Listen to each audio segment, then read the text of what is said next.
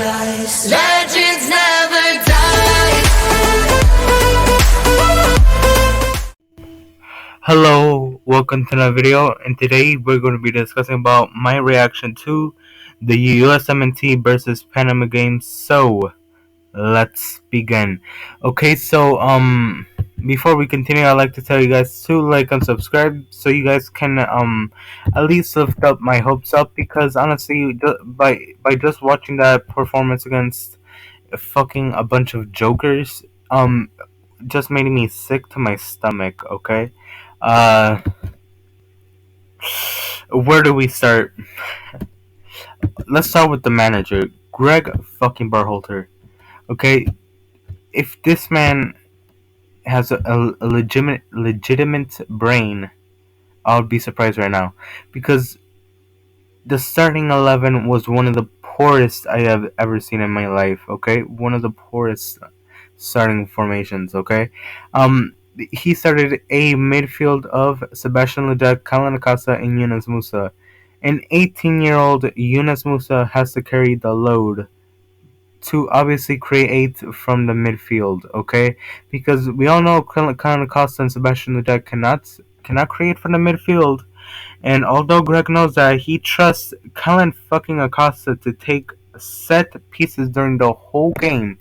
His set pieces were horrible, okay? Many people are not talking about it, but his set pieces were some of the worst I've seen, okay? Um, when Brendan Anderson came on, I didn't know why did Gregg say, "Hey, Brendan, take the set pieces instead of Colin Acosta." I know his set pieces against Jamaica were not good as well, but still, at least change it up. If Colin Acosta is not doing good in the game, trust Brendan instead. Honestly, this is uh, very frustrating. Okay, uh, honestly, he started Walker Zimmerman for a second game, a player that can be injury prone at times. He decided to start him. He wasn't even on the roster, and he's already played 2 full games and captains the team on the second game. My fucking god, okay? Uh, you have Chris Richards in the bench, okay? Put Chris Richards instead of Walker Zimmerman, okay? Because this would have been the perfect game to test out Chris Richards with the national team. But no, he decides to play Walker Zimmerman instead, okay? The right back, Shaquille Moore.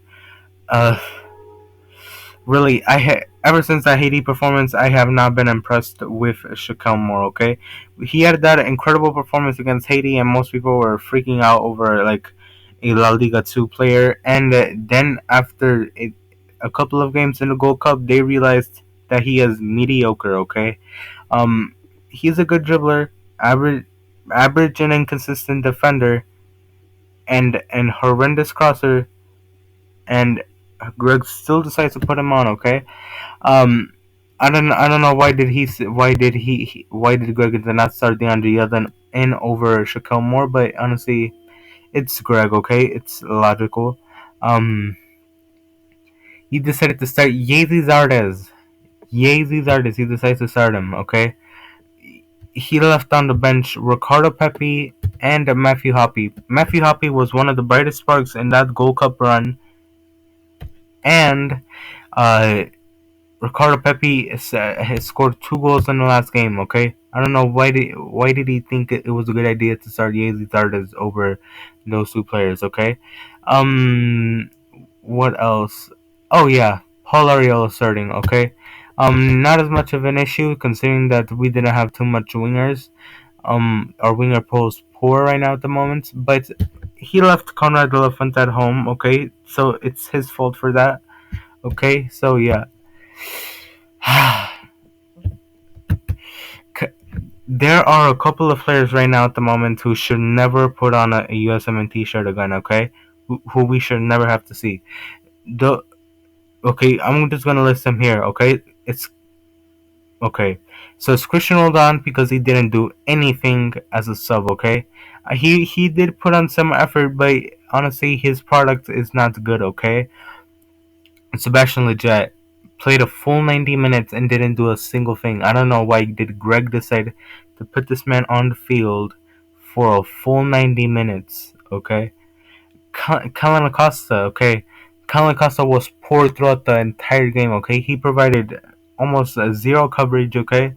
I don't remember a single defensive play where he was excellent, okay? He was His set pieces were terrible, okay? Set pieces, the worst in my life, okay? The worst I have seen in my life.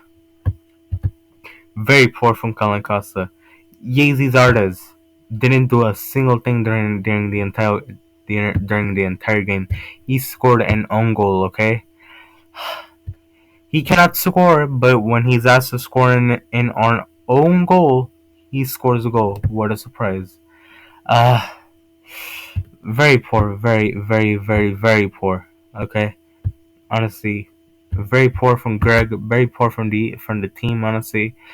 Gregg couldn't get the team to do more effort, okay? I didn't see effort during the entire game, okay?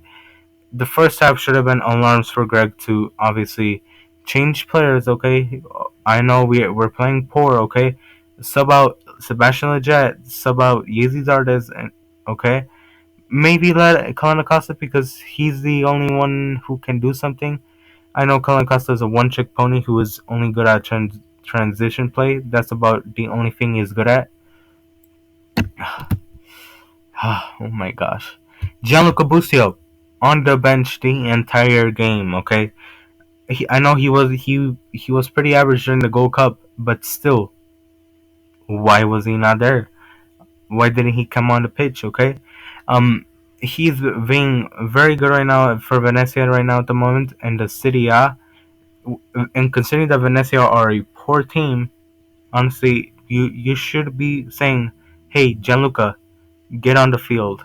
But no, he decides to put on Cristian Roldan. Honestly, Gianluca Busio, I have seen this man during the Gold Cup making line-breaking passes. Considering that he is an MLS player, he was still doing them. But Cristian Roldan, a player that I've never seen do a line-breaking pass with the USMNT, comes on the pitch instead of Gianluca Busio. Miles Robinson on the bench the entire game. Okay, um, honestly, the selection was poor. But one thing I don't understand was why was Miles Robinson not on the pitch starting? Honestly, why was he not there? If you're not gonna be putting Chris Richards in there, well, you might have an excuse right there with saying, "Oh, I want to put Miles Robinson on the pitch instead." But no, Luca De La Torre on the bench the entire game. A guy who came out against Jamaica had a good performance, miles ahead of what can Sebastian Lletget do, and yet Sebastian Lletget stays on the pitch for a full 90 minutes, and Luca Del Toro cannot even come off the bench. Honestly, very poor. Sergio Dest on the bench the entire game. Okay, I know maybe he wanted to rest him. Okay, but during the last minutes, okay, you decided to put on DeAndre Yelden, a player who's mostly gonna provide some, I don't know, gonna be good at defending counterattacks and stuff like that. You're here to get a tie in this game, okay? Try to get a goal. Sergio Dest is the perfect player for that. A player who can dribble past like three players and provide a decent cross. But no. Oh my gosh. This is a very, very frustrating performance from the USMNT, and this is the definition of what Gregg Berhalter has been doing wrong as the manager for honestly, ever since he was manager, it's been very frustrating, very, very, very frustrating. Okay, the way he got into the role, honestly, they were better managers over there who are better than him. Okay, but yet the U.S. Soccer Federation decides to screw us over again. The U.S. Soccer Federation, I want to tell you guys one thing. Take a look at yourselves and look yourselves in the mirror right now in the moment, okay? And decide to not intervene with the national team no more, okay? because honestly, the U.S. Soccer Federation it's an embarrassment. Okay, it's an embarrassment. That's all I need to say. Okay, so thank you guys for watching. We'll see you guys in the next video. Bye bye. Greg Berhalter out.